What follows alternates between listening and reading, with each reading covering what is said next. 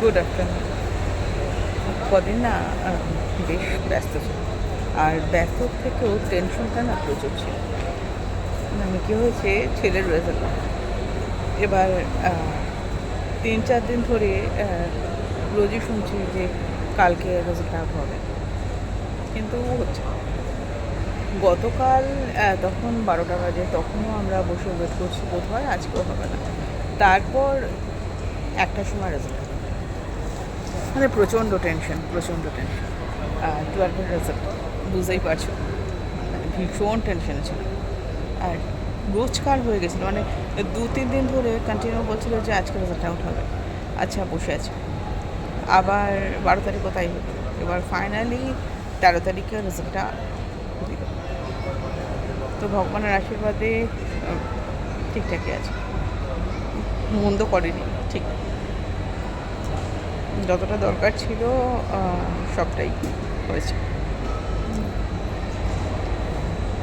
সেসব নিয়ে যখন টেনশন কাজ করে না, স্পেশালি ফ্যামিলিকে নিয়ে, তখন না সিরিয়াসলি তখন আর নিজের দিকে কোনো চিন্তাটা থাকে না যে কী হচ্ছে না হচ্ছে, কোনটা করতে হবে, এটা আর হয় না। তো এই কদিন না একদম ওর জন্য কিছু হয়ে ওঠে।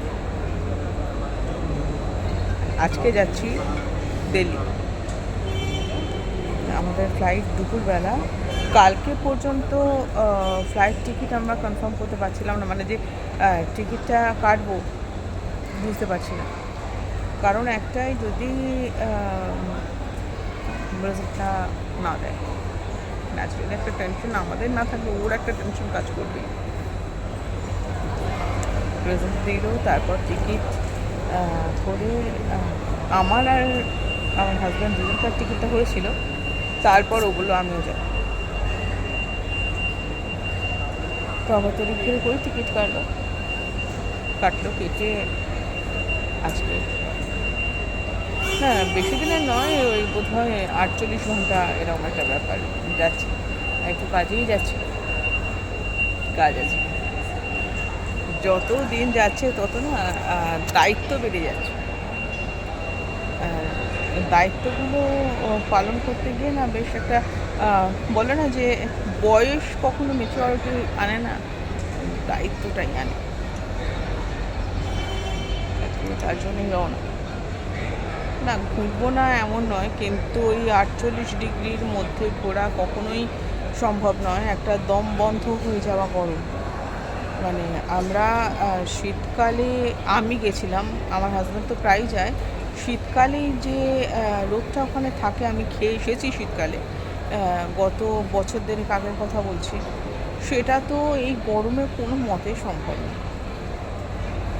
কিছু কাজ সেরে হয়তো সন্ধ্যেবেলার দিকটায় কালকে হয়তো একটু বেরোবো, বা আজকে পৌঁছে, তার থেকে বেশি মারাত্মক দিল্লির গরম।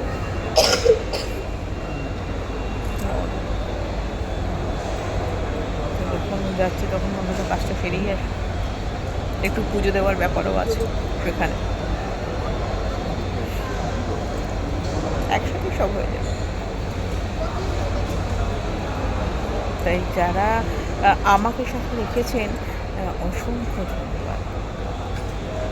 মানে এত কিছু, একদম ভিডিও দিচ্ছি না, ভিডিও বানাচ্ছি না, সমস্ত কিছুটা মেনে নিয়ে আমার ব্যাপারটা বুঝে যে আমাকে সাথে রেখেছেন, অনেক বড় ব্যাপার, এটা অনেক বড় পাওনা এটা আমার জন্য। একটু করে আবার শুরু করব,